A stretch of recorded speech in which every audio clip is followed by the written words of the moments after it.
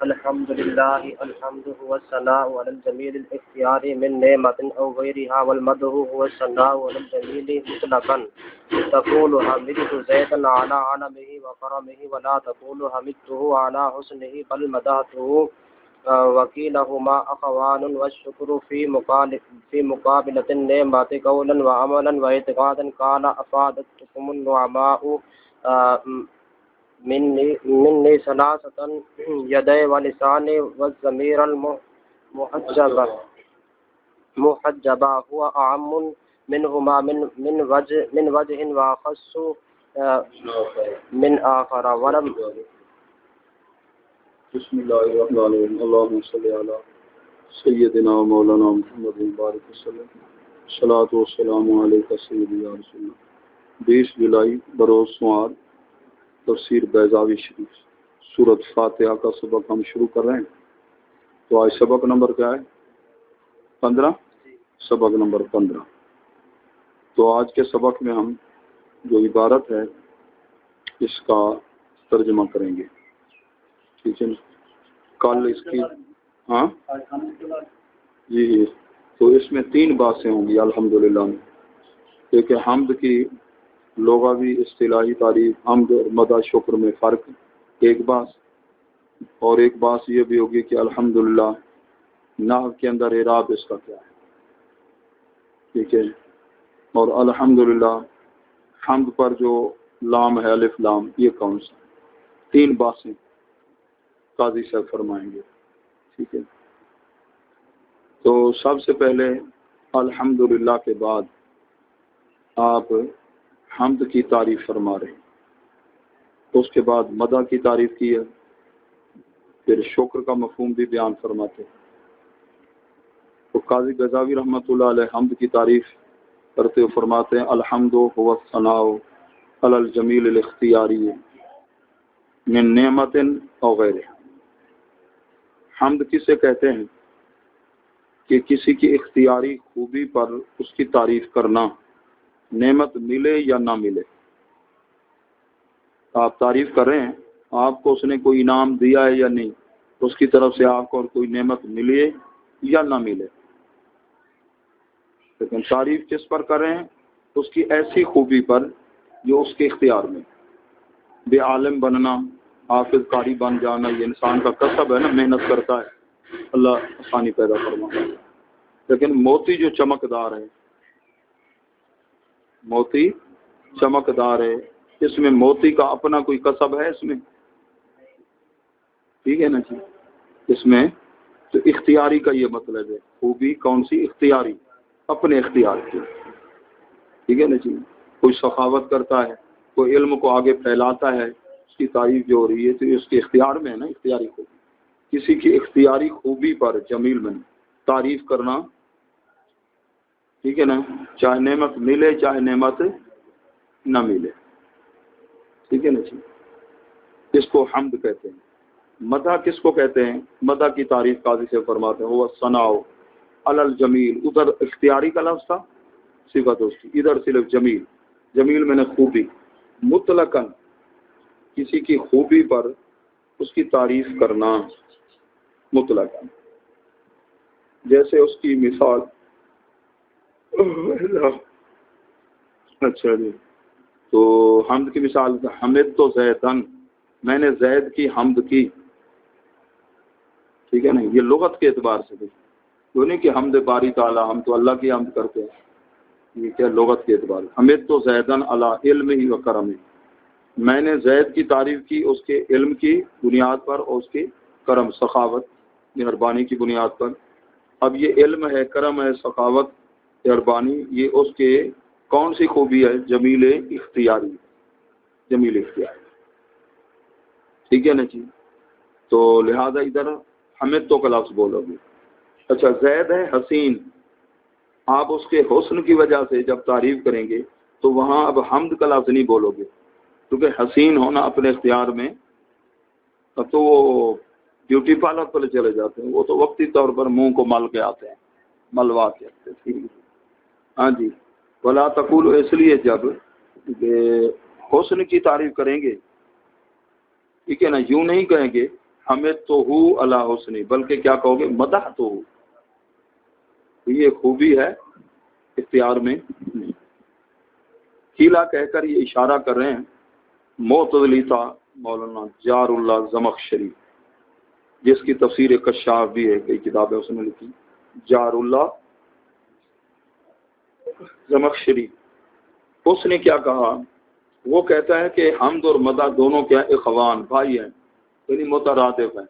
لہذا جو تعریف حمد کی ہے وہی تعریف مدح کی ہے, جو مدح کی ہے ان میں کوئی ڈیفرنس نہیں ہے. جبکہ تفتازانی صاحب نے اس کی خوب خبر لی ہے. تفتازانی صاحب نے اس پر حاشیہ لکھا, کس پر, تفسیر کشاف جو 4 جلدوں میں. یہ میں نے بہت پرانے دور کی بات 450 میں لی تھی, 4 جلدیں تفسیر کشاف. اس پر حاشیہ کس نے لکھا, میر سید شریف جرجانی رحمۃ اللہ علیہ. یہ جار اللہ زمخشری کے قول کی طرف, قیلا مجہول کا صیغہ ہے نا, یہ صیغہ تمریز ہے, قول ضعیف کی طرف جا رہا ہے کہ اس کا جو قول ہے قول ضعیف ہے. حمد اور مدح دونوں مترادف نہیں ہے, حمد الگ ہے, مدح اور چیز ہے, حمد اور چیز. بعض نے پھر منطق کی کتابیں ان کے اندر ہے, جو ذوی العقول ہیں ان کی تعریف ان کی اختیاری خوبی پر کریں گے تو وہ حمد ہے جی, اور جو غیر ذوی العقول ہیں تو وہاں پھر اس کو مدح کہا گیا. یہ بھی تعریف لکھی گئی. آگے ہے شکر, اسی کی ہم تعریف کرتے ہیں نا, حمد کا لفظ بولتے ہیں, مدح کا شکر کہتے ہیں. شکر فی, اچھا شکر کس کو کہتے ہیں کہ منعم کوئی آپ کو, ٹھیک ہے نا جی, منعم کی طرف سے آپ کو انعام ملے, آپ اس کی تعریف کریں, زبان کے ذریعے تعریف کریں, قولاً عملاً اس کی خدمت کر دیں آپ, اعتقاداً دل کے اندر آپ اس کی محبت رکھیں, تینوں چیزیں ہیں. اور نعمت بھی آپ کو اس کی طرف سے انعام بھی ملا ہے, کوئی نعمت ملی ہے, کوئی اس نے احسان کیا ہے. اس کو اب آپ جو تعریف کریں گے چاہے زبان سے کریں یا دل سے اس کی محبت رکھیں یا اپنے اعضاء سے اس کی کوئی خدمت کر دیں, تو اس کو شکر کہیں گے, شکریہ. ٹھیک ہے, ایک لفظ ہو گیا حمد, ایک مدح اور ایک شکر. تو شکر کے بارے میں قاضی سے فرما رہے ہیں فی مقابلۃ نعمت, یہ نعمت کے مقابلے میں ہوتا ہے, قولاً ہو, عملاً ہو, اعتقاداً. اب علی رؤوس الاستشہاد ایک شعر انہوں نے لکھا ہے قاضی صاحب نے, ٹھیک ہے, قاضی صاحب نے. تو شاعر کیا کہتا ہے, ٹھیک ہے نا, منعم کی تعریف کرتا ہے شاعر کو جس نے انعام دیا. وہ شاعر کہتا ہے افادت کم النعماء منی ثلاثہ, آج جو آپ کو فائدہ دیا نعمت کا میری طرف سے 3 چیزوں نے. آپ نے مجھے انعام دیا, نعمت آپ نے احسان کیا, میری طرف سے 3 چیزوں کا آپ کو فائدہ ہو, میرے ہاتھ سے, لسانی میری زبان سے, جب یدی ہو گیا کہ عملاً, لسان سے کیا قولاً, و ضمیر المحجبہ, وہ دل جو اندر پوشیدہ ہے, چھپا ہوا ہے, حجاب سے محجبہ, 3 چیزیں. تو اس کے اندر آپ آگے تو منطق کے انداز سے فہو عام منہما من وجہ واخص من آخر یہ سمجھا رہے ہیں. پہلے ادھر اس کو سمجھ لیجئے. حمد اور مدح ایک ہے مورد, ایک ہے سبب, ٹھیک ہے, ایک ہے سبب, ایک ہے مورد. مورد کا مطلب یہ ہے کہ جن اعضاء کے ذریعے آپ کسی کی تعریف کرنا چاہتے ہیں, ٹھیک ہے. تو شکر کے اندر سبب کیا ہے, وہ خاص ہے.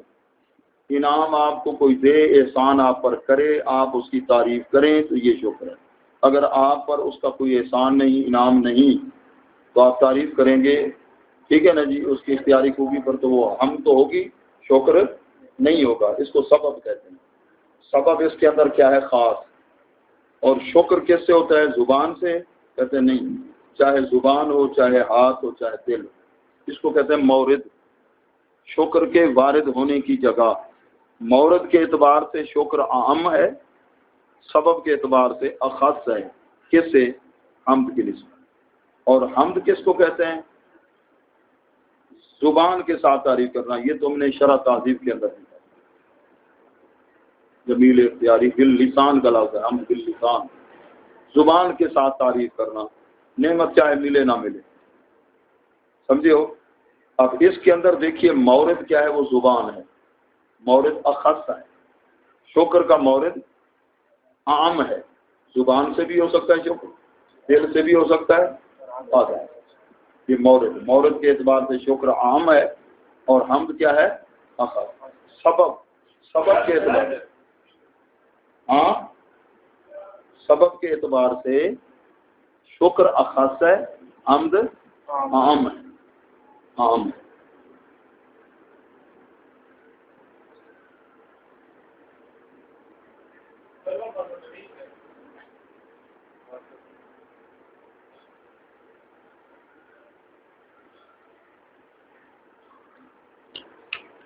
فَهُوَ أَعَمُّ مِنْهُمَا مِنْ وَجْهٍ، یہاں جو ہے نا وہ کلیوں کے درمیان نسبت کی 4 قسمیں پڑھی تھی شروع سے ہی، ٹھیک ہے نہیں، منطق کی کتابوں کے اندر تساوی، تباین، عموم خصوص مطلق، عموم خصوص من وجہ۔ تو یہ کون سی نسبت ہے؟ قاضی صاحب فرما رہے ہیں حمد اور شکر میں، آپ فرما رہے ہیں یہ عموم خصوص من وجہ کی نسبت ہے، عموم خصوص من وجہ کی نسبت ہے، جہاں 2 کلیوں کو یعنی شکر بھی کلی ہے، حمد بھی کلی ہے، نسبت یہ ہے۔ جہاں عموم خصوص من وجہ کی نسبت ہو وہاں 3 مادے ہوتے ہیں، ایک اجتماعی مادہ جس پر دونوں جمع ہو جاتے ہیں، ٹھیک ہے نا جی، استاد نے آپ کو علم پڑھایا، آپ نے استاد کی زبان سے تعریف کر دی، اب یہ شکر بھی ہے، حمد بھی ہے، شکر بھی ہے، یہ ہے اجتماعی مادہ، استاد کی طرف سے آپ کو علم کی دولت ملی ہے، آپ نے دل میں احترام رکھا ہوا ہے، اب یہ حمد نہیں ہے، شکر ہے۔ کسی سے آپ کو انعام یا احسان اس کا آپ پر نہیں ہے، زبان سے آپ اس کی تعریف کر رہے ہیں اس کی خوبی کی بنا پر، تو یہ حمد ہے، شکر نہیں۔ 2 اشتراکی مادے اور ایک اجتماعی مادہ، جب 2 کلیوں میں نسبت کون سی ہو؟ عموم خصوص، ہاں تساوی والی بات اور ہے، تساوی میں تو ایک ہی مادہ ہوگا اجتماعی، کلو انسان ناطق و کلو ناطق انسان۔ تباین کے اندر وہ اشتراک والی بات ہوگی، عموم خصوص، ٹھیک ہے نا، مطلق کے اندر، ٹھیک ہے نا جی، وہ 2 مادے ہوں گے، وہاں کتنے ہوں گے؟ 2 مادے ہوں گے، 3 نہیں ہوں گے، ایک اجتماعی ایک اشتراکی، ٹھیک ہے نا۔ انسان اور حیوان کے اندر کون سی نسبت ہے؟ یہ عموم خصوص مطلق کی، کلو انسان حیوان، اور ہر حیوان انسان نہیں، بات سمجھے نا۔ تو یہ آخر میں انہوں نے منطق کے اعتبار سے نسبت بیان کی ہے کہ شکر بھی کلی ہے، حمد بھی کلی ہے، اور کلی کیا ہوتا ہے؟ مفہوم کا نام، ایک مفہوم جزوی ہوتا ہے، مفہوم کلی ہوتا ہے، ٹھیک ہے نا۔ اگر کثرت کے لیے معنی نہ ہو وہ مفہوم اس کو کلی کہتے ہیں۔ پھر اس کی 2 قسمیں، ذاتی اور، ٹھیک ہے نا، عرضی۔ ذاتی کی 3 قسمیں ہیں، جن سناؤ حاصل، عرضی کی عرض عام اور خاص، 5 کلیات خمسہ، کلیات خمسہ، اور 2 کلیوں کے درمیان جو نسبت ہے اس کی کتنی قسمیں؟ 4 ہیں، کتنی قسمیں؟